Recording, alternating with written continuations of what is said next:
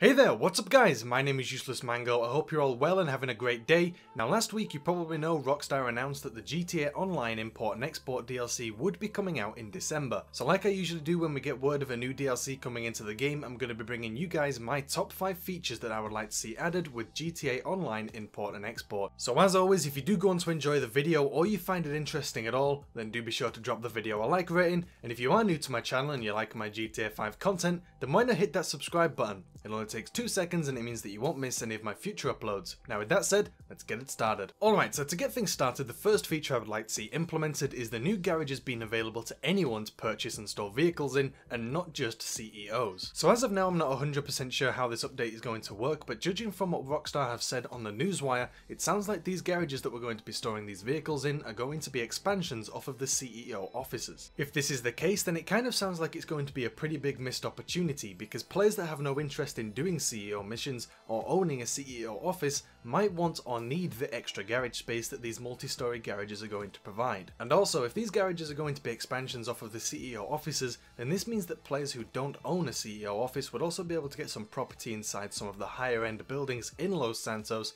such as the Maze Bank Tower. That is, of course, if these garages are going to be in the same buildings as the CEO offices. Now, we've heard rumours that these new garages will be able to store up to 60 vehicles, which is almost as much as what we can store now, spread across 6 or 7 different properties. So if ordinary non-CEO players are going to be able to purchase these garages to store personal vehicles in, then Rockstar may put a cap on how many of these garages you can buy. Personally, I think that you should be able to buy as many properties as you want, but Rockstar have been pretty strict in the past with how many properties you've been able to own, so it doesn't really make any sense that they would do anything different this time around. The next feature I'd like to see added with this update is the ability to steal vehicles from other organizations and store them as your own. So this is a feature that I would have liked to see implemented into the bikers and CEO missions, but unfortunately it didn't happen. But if anything, this feature makes more sense than before with importing and exporting high-end cars. But not only would it give rival organizations opportunities to get some free stuff, it would also add a fair bit of extra risk to doing the import and export missions, and therefore an actual incentive for other people to try and get the cargo, or in this case the vehicle or vehicles, from the organization completing the mission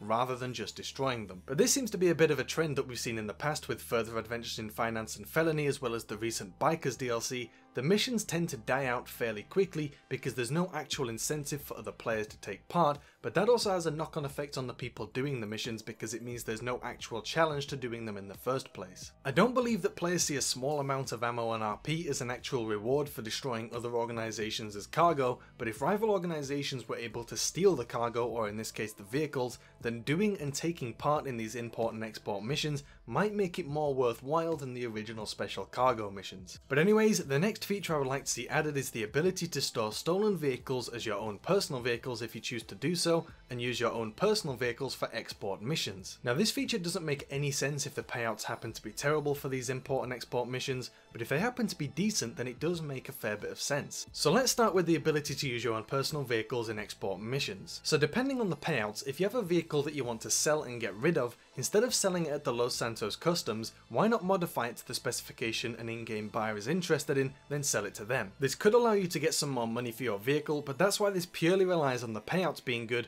because if they're not, then you might as well sell your car the normal way. But now onto the other half of this feature, and it's the ability to store the vehicles you steal or collect as your own personal vehicles. So this would be useful because it would allow CEOs to get some free vehicles, but if they want the car from themselves, then the ability to do this should be there. Now obviously there would have to be some kind of catch to doing this, so it's not as if keeping a vehicle for yourself isn't risk-free, but it could be things along the lines of you're not allowed to insure a car you're keeping for yourself, or that you're not allowed to sell it at the LSC. Moving on, and my next feature is the ability to trade vehicles with other organizations, either for money or for other vehicles. So this feature is the polar opposite of the previous feature we talked about where you'd be able to steal cars, but the ability to trade cars between organizations would allow for players to peacefully do actual business with real players, rather than only trying to disrupt one another by interfering with each other's import and export missions. But this would also allow players to complete their own little export missions between them. If one organization was willing to pay for a vehicle that another one owned, we wouldn't be limited to selling to in-game NPC buyers. We'd be able to work with and negotiate with other actual organizations. And the ability to trade vehicles with other players is something that I remember being requested in the earlier days of GTA Online, but like with the ability to steal other organizations' vehicles,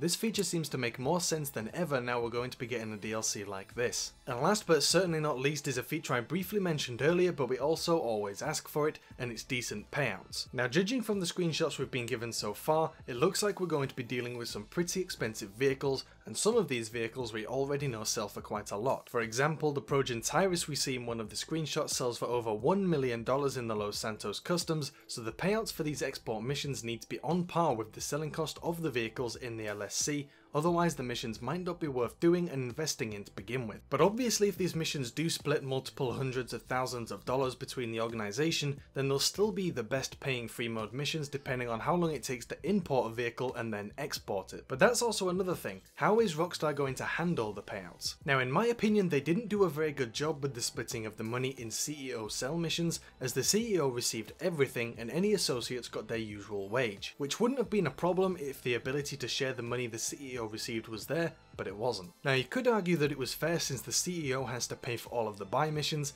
but the ability to share some extra cash with your associates would still have been nice to have. So when it comes to the import and export missions, I hope that Rockstar handle the payouts evenly so that everyone gets a decent cut. Now we've heard rumours that these import and export missions are going to be like mini heists, and in the actual heists you can decide how much everyone gets paid. So if this rumour comes out to be true, then hopefully we'll see some kind of system where you can change the amount that everyone gets paid. Alright, so I'd love to hear from you guys in the comments. What do you think of my top 5 features for the import and export DLC? Is there anything you would change about these features to potentially make them better? Or do you have any other features that you would like to see added? As always, be sure to let me know your thoughts and opinions in the comments section down below. Okay, so they were my top 5 features that I would like to see added with GTA Online import and export.